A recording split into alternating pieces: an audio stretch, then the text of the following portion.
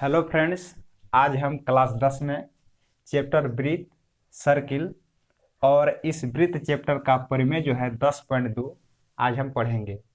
ये जो परिमेय है 10.2, अगर आप क्लास 10 की तैयारी कर रहे हैं तो आपके लिए महत्वपूर्ण होगा। तो चलिए स्टार्ट करते हैं, ठीक ना। क्या कहता है सवाल देखिए। कहता है कि बाह्य बिंदु से वृत्त पर खींची गई स्पर्श रेखाओं की लंबाइयां बराबर होती है। आपको सिद्ध करके दिखाना है। तो चलिए स्टार्ट करते हैं। अब शुरू से अंत तक वीडियो में बने रहिए। देखिए, सबसे पहले क्या करेंगे कि बाह्य बिंदु का मतलब होता है बाहरी बिंदु। वृत्त पर खींची गई स्पर्श रेखा, तो क्या करेंगे हम, एक वृत्त को हम खींचेंगे। ये वृत्त खींच लिए, छोटा बड़ा हो सकता है, तो इसको बना लेते हैं हम। चलिए, वृत्त बन गया। अब वृत्त का हम क्या मान लेते हैं कि एक केंद्र है। केंद्र को हम वो मान लेते हैं। और कहता है कि बाह्य बिंदु से, तो बाह्य बिंदु आप किधर भी खींच सकते हैं। तो चलिए, आपको जिधर आसान होगा उधर आप खींच लीजिए। तो चलिए हम इधर इधर ही हम बाह्य बिंदु ले लेते हैं। आप इधर भी ले सकते हैं, इधर भी ले सकते हैं। आसानी आपको किधर से हो रहा है वो आप पर निर्भर करता है, ठीक है ना। देखिए, बाह्य बिंदु कह रहा है, तो बाह्य बिंदु को हम, बाह्य मतलब होता है बाहरी, यानी वृत्त से बाहरी बिंदु, इसको चलिए ले लेते हैं हम पी। समझ में आ गया होगा। बाह्य बिंदु से वृत्त पर खींची गई स्पर्श रेखा। स्पर्श रेखा का मतलब होता है कि बाहरी बिंदु से अगर स्पर्श रेखा करते हैं, अपने वृत्त का कोई एक बिंदु पर अगर स्पर्श करेगा, उसको हम ही बोलते हैं स्पर्श रेखा, ठीक है ना। तो चलिए, ये वृत्त का ए बिंदु मान लेते हैं और वृत्त का एक ए बिंदु है। अब स्पर्श रेखा खींच दे रहे हैं बाहरी बिंदु से, ठीक है। चलिए, इसको हम मिला दिए पी में और इसको मिला दिए हम, इसको भी मिला दिए पी में। ये आपका हो गया स्पर्श रेखा। तो कहता है ना, वृत्त पर खींची गई स्पर्श रेखा। स्पर्श रेखा का नाम दे रहे हैं, तो मान के चलिए पी क्यू दे दें, क्यू आर। तो चलिए, इसको हम ए भी ले लेते हैं, कुछ भी ले सकते हैं। इसको हम ले लिए ए, इसको ले लिए हम बी। समझ में आ गया होगा। बाह्य बिंदु से, बाहरी बिंदु से वृत्त पर खींची गई स्पर्श रेखा, स्पर्श रेखा हो गया पी ए और पी बी की लंबाइयां बराबर होती है। मतलब ये दोनों जो है लंबाई क्या बराबर होती है, ठीक है। यही आपको सिद्ध करना है। तो चलिए, जो दिया है पहले उसको हम लिख लेते हैं। लिखेंगे यहां पर, दिया है कि ओ वृत्त का, ओ वृत्त का केंद्र है, केंद्र है। लिखेंगे बाह्य बिंदु पी से दो स्पर्श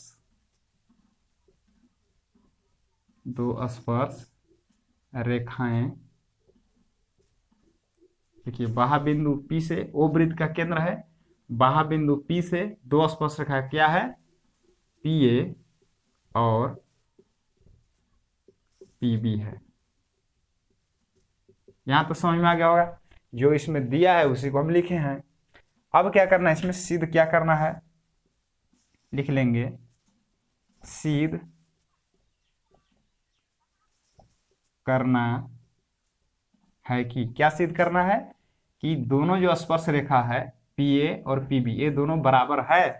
तो लिखेंगे यहां पर पी ए बराबर पी बी। इसको अब हमको हल करके दिखाना है, प्रमाण कर मतलब बनाना है।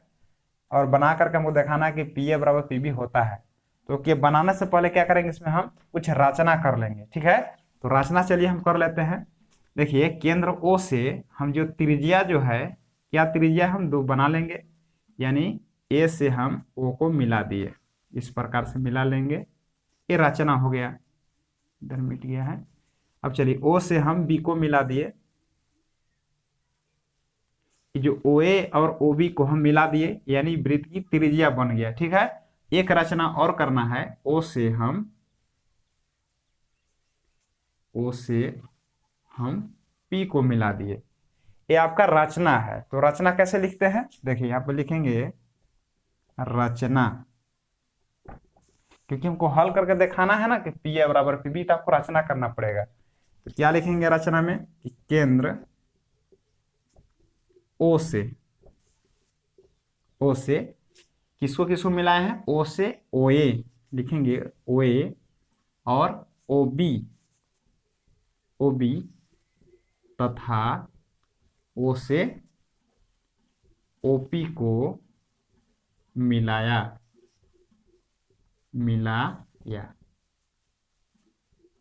ठीक है, यहां तक तो आपको समझ में आ गया होगा क्या किए। अब आपको हम प्रमाणित करके दिखा रहे हैं, तो लिखेंगे यहां पर प्रमाण। ठीक है, अब देखेंगे यहां पर क्या कह रहा है, देखिए कि हमको दिखाना है कि पीए और पीबी कैसे बराबर होगा। दो स्पर्श रेखा जो दिया हुआ है पीए और पीबी, ठीक ना। तो अब इसमें क्या करना होगा कि देखिए लिखेंगे हम कि त्रिभुज, लिखेंगे त्रिभुज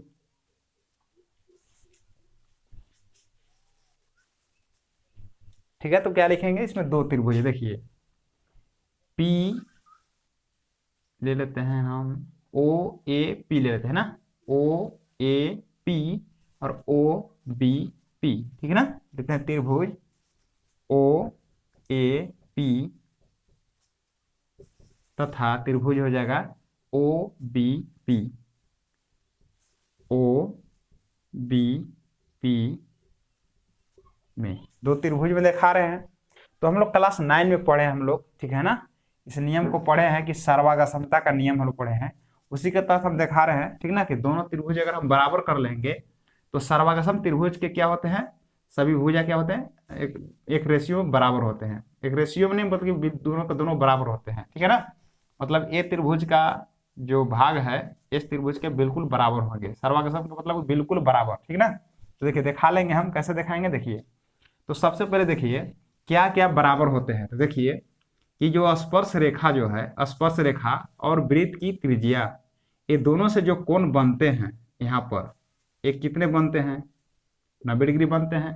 ये भी देखिए, ये भी स्पर्श रेखा है पीबी और वृत्त की त्रिज्या ओबी, इसके जो बीच में जो कोण बन रहे हैं ये क्या बनेंगे, 90 डिग्री कोण बनेंगे। मतलब ये भी 90 डिग्री है और ये भी 90 डिग्री है। तो हम क्या कह सकते हैं कि ये दोनों त्रिभुज में 90-90 का कोण बन रहे हैं। तो क्या लिखेंगे यहाँ पर, कोण ओ A P, O A P, जिसको कोण बन रहा है उसको बीच में रखते हैं, ठीक है ना। फिर कौन हो जाएगा O B P, O B P कितना बन रहा है, तो बराबर 90 डिग्री, यानी प्रत्येक कितना है 90 डिग्री। इसको हम समकोण त्रिभुज भी हम बोल सकते हैं, ठीक है। अब चलिए आगे, और क्या क्या बराबर होते हैं। तो एक बराबर है, देखिए 90 डिग्री के सामने वाले जो भुजा होते हैं वो कर्ण होते हैं, मतलब 90 है तो कर्ण होंगे, यानी ओपी हो गया कर्ण। अब यहाँ पर देखिए कोण बी के भी सामने जो 90 डिग्री बन रहा है वो भी तो कर्ण होंगे ना। तो यानी दोनों जो त्रिभुज हैं उसके लिए एक ही भुजा का प्रयोग हो रहा है, वो भी ओपी है ना। दोनों त्रिभुज ओ ए पी, यानी ओपी फिर से आया, ओ बी पी फिर से ओपी आया। तो इसी को बोलते हैं, जब दोनों त्रिभुज के लिए एक ही भुजा का प्रयोग होता है उसको बोलते हैं उभयनिष्ठ भुजा, ठीक है। तो क्या लिख लेंगे यहाँ पर देखिए, ओपी बराबर ओपी, इसको लिख सकते हैं उभयनिष्ठ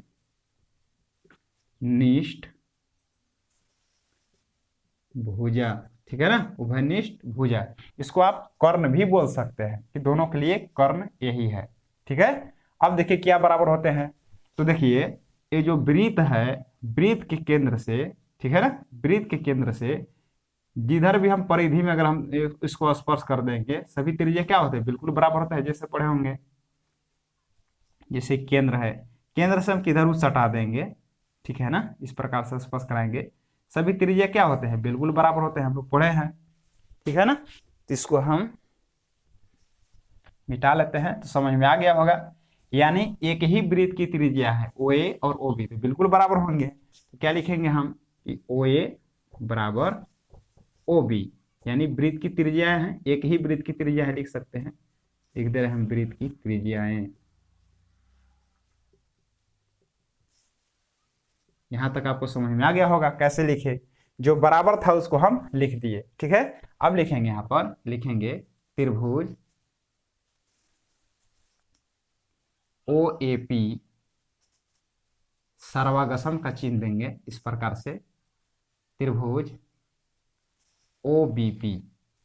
यानी इस नियम को क्या हम बोलेंगे, तो देखिए इस नियम को क्या बोलते हैं, तो हम लोग क्लास 9 में पढ़े हैं, क्या पढ़ेंगे देखिए, RHS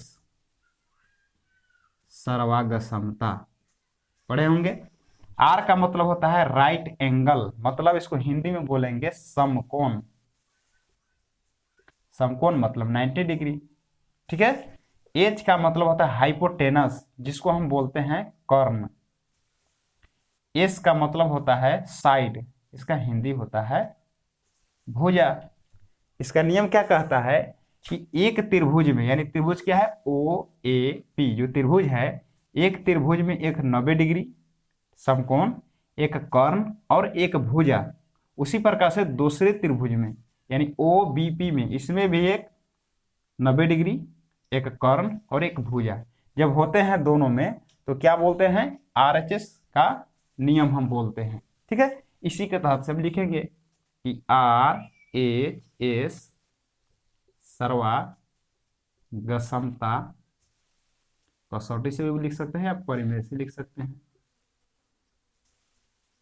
परिमेय से, ठीक है ना। ये बराबर हो गए। तो जब ये देखिए, जब दोनों के दोनों त्रिभुज बराबर होंगे, ठीक ना, तो इसका सामने वाला भुजा भी बराबर होगा, इस ये भुजा भी बराबर होगा, ये वाला भुजा भी बराबर होगा, ठीक है ना। तो लिखेंगे, क्या लिखेंगे कि PA बराबर PB। यदि दोनों त्रिभुज बराबर है, बिल्कुल बराबर है, तो ये भी भुजा बराबर होंगे, PA भी होंगे बराबर, PB के बराबर होंगे, PA जो है PB के बराबर होगा, ठीक है ना। जैसे OA OB के बराबर है, ठीक है ना, उसी प्रकार से PA PB के बराबर हो जाएगा। इस नियम को क्या बोलेंगे हम, CPCT, सर्वागसम त्रिभुज। सर्वागसम त्रिभुज के क्या होते हैं, सम्मुख भुजा बराबर होते हैं ना, ठीक है। तो PA बराबर PB, हमको क्या करना था, यही तो लाना था ना, तो अब यही प्रूव हो गया, ठीक है। तो आशा करते हैं कि प्रश्न आपको अच्छी तरह से समझ में आ गया होगा और परीक्षा की दृष्टि से बहुत ही महत्वपूर्ण है। अगर आप मेरे चैनल पर पहली बार जुड़े हैं तो चैनल को सब्सक्राइब कीजिए, और अच्छा लगता है तो बिल्कुल लाइक कीजिए, और कोई दिक्कत होता है तो कमेंट कीजिए। धन्यवाद।